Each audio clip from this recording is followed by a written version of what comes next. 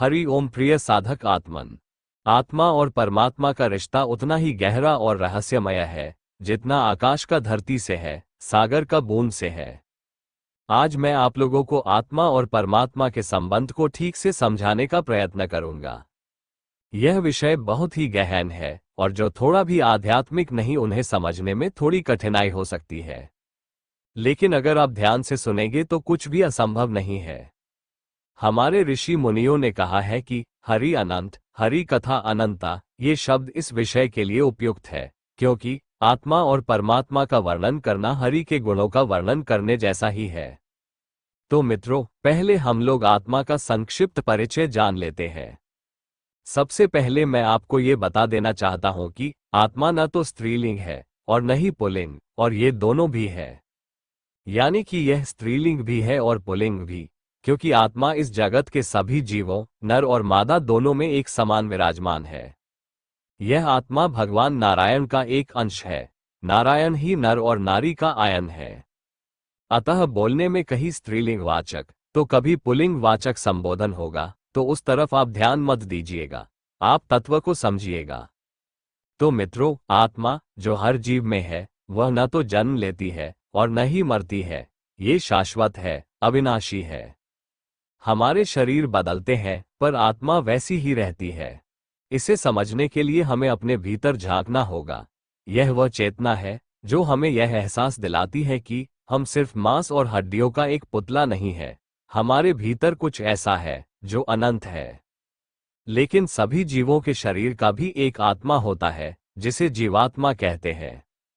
इसी जीवात्मा की मृत्यु होती है या यही जीवात्मा जन्म लेता है और अपने कर्मों या प्रारब्ध के अनुसार अच्छे या बुरे भोगों को भोगता है। आशा है कि अब आप ये भी समझ गए होंगे कि जब आत्मा का जन्म और मृत्यु नहीं होता है तो संसार में जन्म और मृत्यु क्यों दिखता है, और जब आत्मा शुद्ध, शाश्वत, निर्विकार, प्रकाश और आनंद स्वरूप है तो सुख, दुख, अच्छा, बुरा और भी विभिन्नताएं क्यों दिखती है। तो आप समझ गए होंगे कि संसार में जितनी भी विभिन्नताएं हैं वो सभी जीवात्मा के हैं।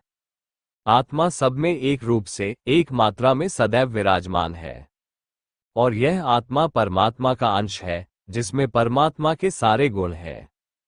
इसीलिए परमात्मा महान है क्योंकि वो कभी भी पक्षपात नहीं करता। परमात्मा सबके लिए एक समान है, चाहे वह जीव कितना भी नीच योनि में जीवन जी रहा हो। परमेश्वर उसके लिए भी उतना ही कृपालु और उसके पालक और रक्षक है। आत्मा की पहचान करना आसान नहीं है। जब हम शांत होते हैं, ध्यान करते हैं, तब हमें आत्मा की झलक मिलती है। लेकिन आज के समय में हम इतने बाहरी सुख सुविधाओं में खो गए हैं कि आत्मा का एहसास करना कठिन हो गया है। अब परमात्मा के स्वरूप को भी संक्षिप्त में जान लेना चाहिए। तो परमात्मा वो अनंत ऊर्जा है जो इस सृष्टि को चलाती है, और इस सृष्टि के अतिरिक्त और भी कितनी सृष्टियां हैं इसका किसी को कोई ज्ञान शायद नहीं है। सनातन शास्त्रों में कुछ मुनियों ने इसका वर्णन किया है। आज के वैज्ञानिक भी इसके खोज में लगे हैं। तो परमात्मा ही अपने एक अंश आत्मा के रूप में सभी सजीव और निर्जीवों में विराजमान होते हैं। मतलब परमात्मा इस जगत का मूल कारण है जिससे ये पूरी सृष्टि चल रही है, और इसे ही भगवान, अल्लाह, ईश्वर या किसी भी नाम से पुकारा जा सकता है। हर धर्म और संस्कृति इसे अलग अलग रूपों में मानती है, लेकिन सभी इस बात पर सहमत हैं कि यह एक ही शक्ति है जो इस संसार को चलाती है। परमात्मा सर्वव्यापक है, ये हर जगह है, हर समय है। इसे किसी एक जगह पर खोजने की जरूरत नहीं है क्योंकि यह तो हमारे भीतर ही है। श्री गीता में भगवान श्री कृष्ण ने भी कहा है, मैं हर जीव के हृदय में स्थित हूं। तो परमात्मा का अंश आत्मा है और आत्मा का अंश जीवात्मा है। इसमें आत्मा और परमात्मा का स्वरूप और गुण एक ही है, लेकिन जीवात्मा के स्वरूप और गुण सभी जीवों के कर्मों और प्रारब्ध के अनुसार अलग अलग होते हैं। अब जीवात्मा और आत्मा, या ये कहिए कि परमात्मा के संबंध को भी समझना चाहिए। जीवात्मा का आत्मा में मिलना ही आत्मा और परमात्मा का मिलन है, और इसे ही आत्म साक्षात्कार, आत्मज्ञान या सेल्फ रियलाइजेशन कहते हैं। यही ईश्वर का दर्शन है, यही मुक्ति है। जीवात्मा और आत्मा का रिश्ता वही है जो एक बूंद और सागर का होता है। जीवात्मा आत्मा का अंश है और आत्मा परमात्मा का अंश है। इसे समझने के लिए हम एक कहानी का सहारा ले सकते हैं। मैं आपको इस विषय को एक कहानी द्वारा बताना चाहूंगा। ये कहानी उस चिरंतन सत्य की है जो हमें जीवन और उसके अर्थ को समझने में मदद करती है। एक समय की बात है, एक छोटी सी बूंद संसार में इधर उधर भटक रही थी, कभी किसी नदी में तो कभी किसी नाले में। वह हमेशा सोचती थी, मैं इतनी छोटी हूं, मेरा कोई महत्व नहीं। वह अपने आप को अलग मानती थी और समुद्र को कुछ विशाल और अपने से दूर समझती थी। वो समुद्र में जाने से भी डरती थी। वो सोचती थी, इतने विशाल समुद्र में तो मैं कहाँ जाऊंगी, कुछ पता भी नहीं चलेगा, मेरा तो अस्तित्व ही समाप्त हो जाएगा। एक दिन समुद्र ने उससे कहा, तुम मुझसे अलग नहीं हो, तुम भी वही हो जो मैं हूं। बूंद को ये बात समझ में नहीं आई। वो बोली, मैं छोटी हूं, तुम इतने विशाल हो, मैं कैसे तुम हो सकती हूं?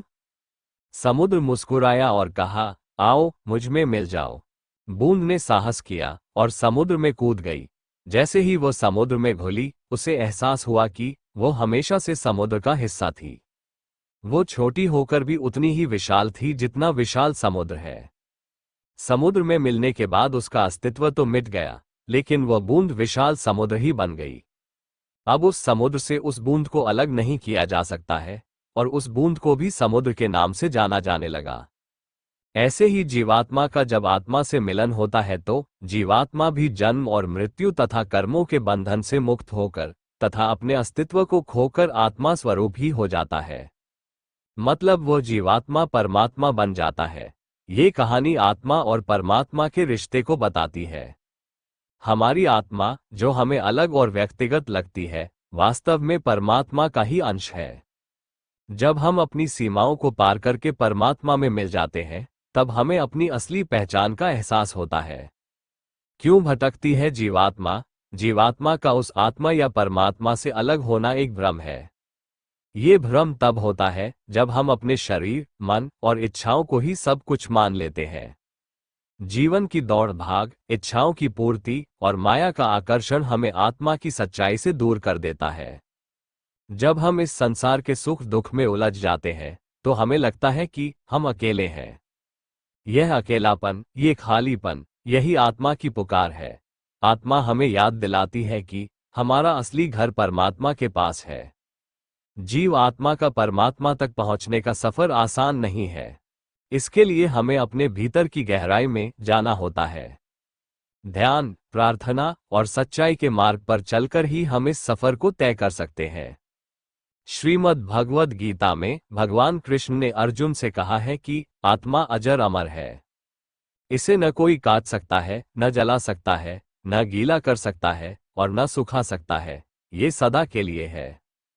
श्री गीता हमें सिखाती है कि हमारा उद्देश्य अपनी जीवात्मा या अपने आप को पहचानना और उसे परमात्मा या आत्मा से जोड़ना है।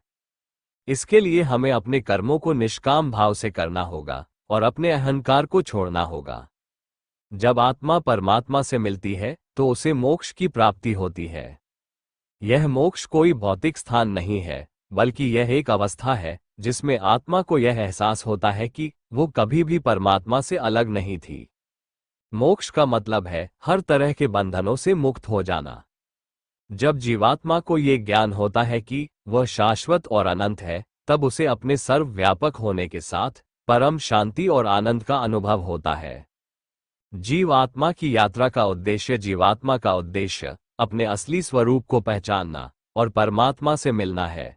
जीवन की हर परिस्थिति, हर सुख दुख हमें इस उद्देश्य की ओर ले जाती है।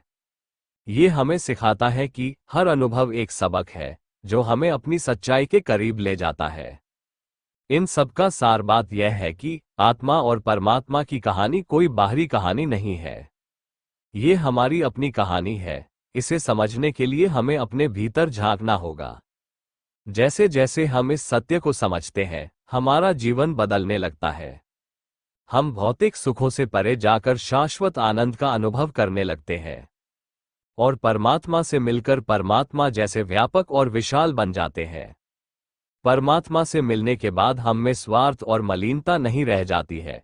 ईर्ष्या, द्वेष, मोह, कपट जैसे प्रवृत्तियों से हटकर हमारा दृष्टिकोण व्यापक और विशाल हो जाता है। यही आत्मा और परमात्मा की कहानी का सार है। मित्रों, आशा है कि आपको ये प्रस्तुति अच्छी लगी होगी। अगर अच्छी लगी हो तो इसे अधिक से अधिक शेयर करें। अगर इस संबंध में आपकी कोई जिज्ञासा हो तो आप कमेंट कर अवश्य बताएं। धन्यवाद। हरि ओम तत्सत।